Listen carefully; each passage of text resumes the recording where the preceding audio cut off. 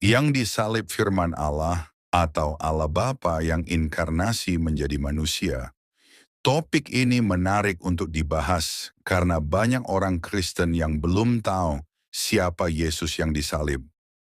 Cukup banyak orang menganggap bahwa Yesus adalah Allah Bapa yang inkarnasi, jadi yang disalib adalah Allah Bapa.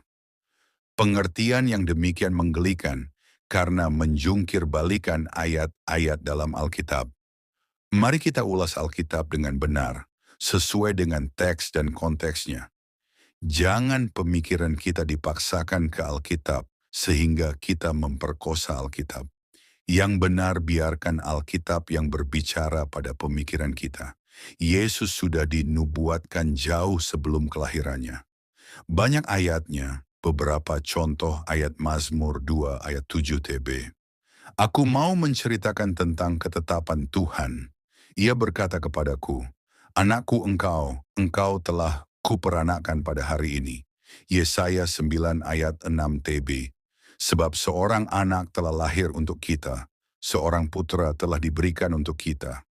Lambang pemerintahan ada di atas bahunya, dan namanya disebutkan orang, Penasihat ajaib, Allah yang perkasa, Bapa yang kekal, Raja damai.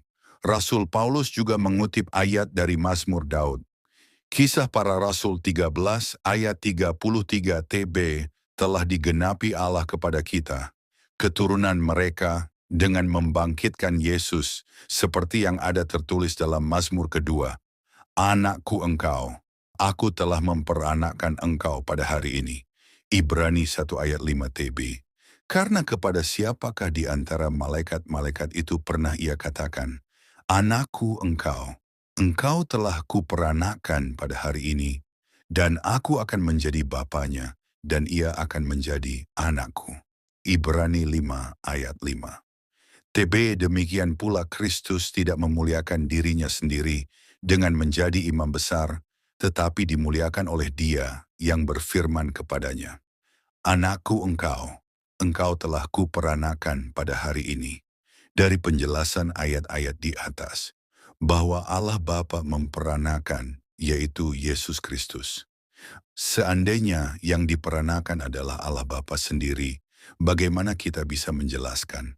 Sangat rancu Allah Bapa memperanakan dirinya sendiri. Alkitab akan seperti cerita dongeng. Jelas bahwa Yesus bukan Allah Bapa yang inkarnasi. Nabi Yesaya dan Rasul Yohanes dengan gamblang menjelaskan masalah ini. Yesaya 55 ayat 11 TB. Demikianlah firmanku yang keluar dari mulutku. Ia tidak akan kembali kepadaku dengan sia-sia, tetapi ia akan melaksanakan apa yang kukehendaki dan akan berhasil dalam apa yang kusuruhkan kepadanya. Di ayat ini Nabi Yesaya menjelaskan bahwa firman yang keluar dari Allah melakukan apa yang dikehendakinya dan berhasil. Yesaya 55 ayat 11 ini sesuai dengan yang dikatakan Yesus sendiri dan ditulis Rasul Yohanes. Yohanes 14 ayat 31 TB.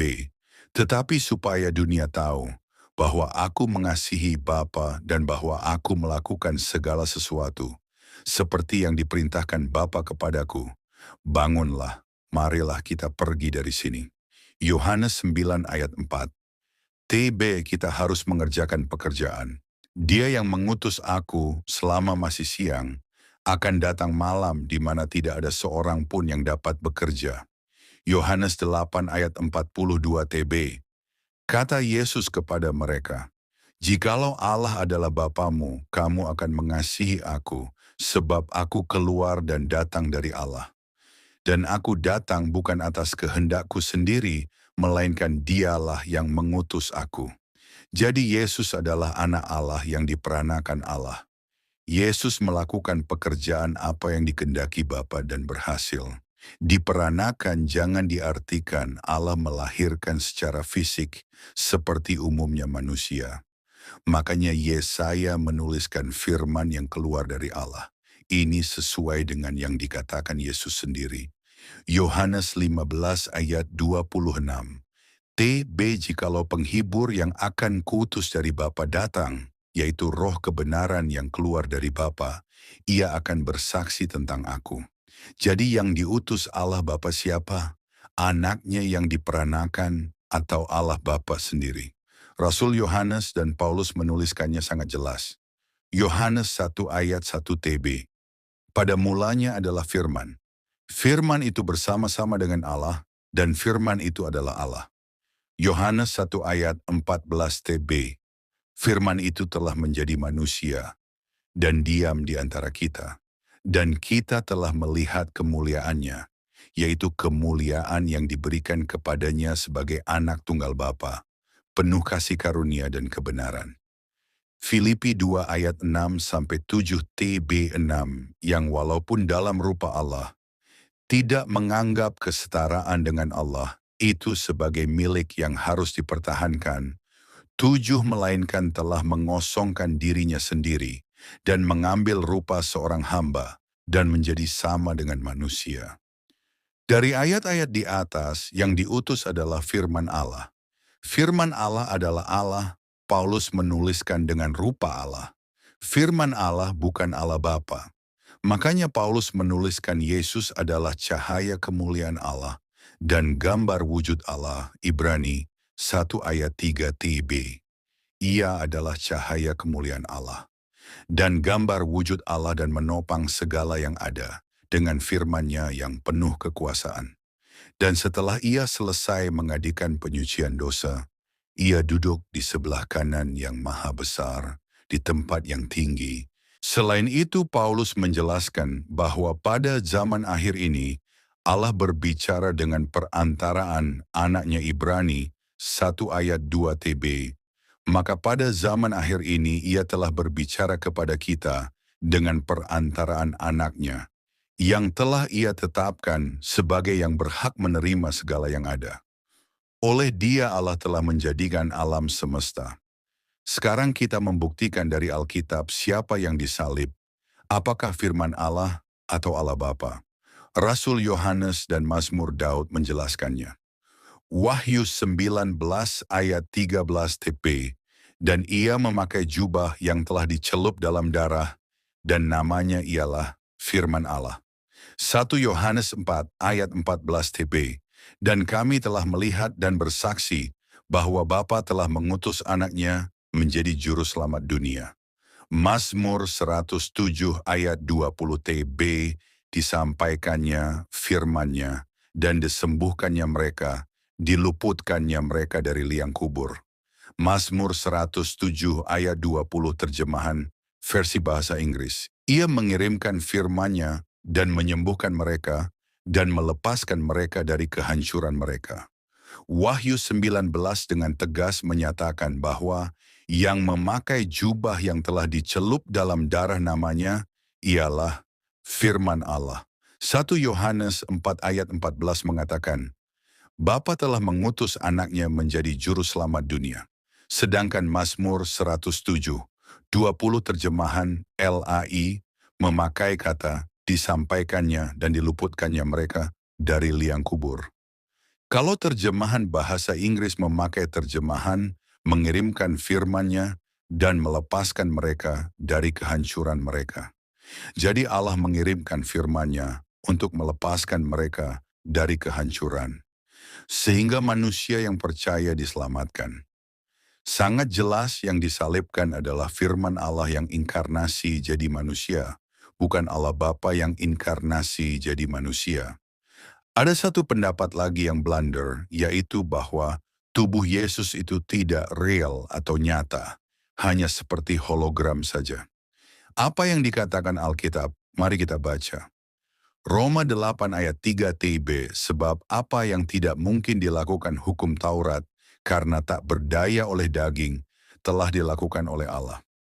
Dengan jalan mengutus anaknya sendiri dalam daging, yang serupa dengan daging yang dikuasai dosa karena dosa, ia telah menjatuhkan hukuman atas dosa di dalam daging.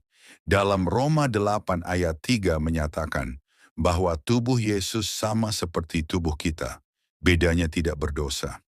Surat Ibrani 2 ayat 14 juga menuliskan yang sama. Ibrani 2 ayat 14 TB.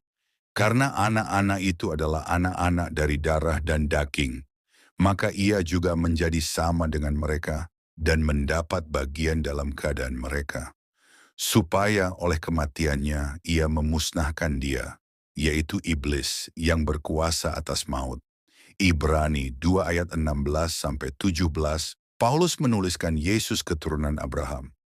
Jelas bahwa Yesus adalah manusia sejati, bukan manusia jadi-jadian yang tubuhnya, juga jadi-jadian seperti hologram. Ibrani 2 ayat 16-17 TB 16. Sebab sesungguhnya bukan malaikat-malaikat yang ia kasihani, tetapi keturunan Abraham yang ia kasihani. 17. Itulah sebabnya, maka dalam segala hal ia harus disamakan dengan saudara-saudaranya, supaya ia menjadi imam besar yang menaruh belas kasihan dan yang setia kepada Allah untuk mendamaikan dosa seluruh bangsa. Roma 3:25 TB Kristus Yesus telah ditentukan Allah menjadi jalan pendamaian karena iman dalam darahnya. Hal ini dibuatnya untuk menunjukkan keadilannya, karena ia telah membiarkan dosa-dosa yang telah terjadi dahulu pada masa kesabarannya. Pengertian tubuh Yesus adalah hologram saja sangat berbahaya bagi iman Kristen, karena sama saja menginjak-injak anak Allah dan menganggap najis darah perjanjian yang menguduskannya. Ibrani 10 ayat 29 t b. Betapa lebih beratnya hukuman yang harus dijatuhkan atas dia, yang menginjak-injak anak Allah, yang menganggap najis darah perjanjian yang menguduskannya, dan yang menghina roh kasih karunia. Shalom, Tuhan Yesus memberkati kita semua. Amin.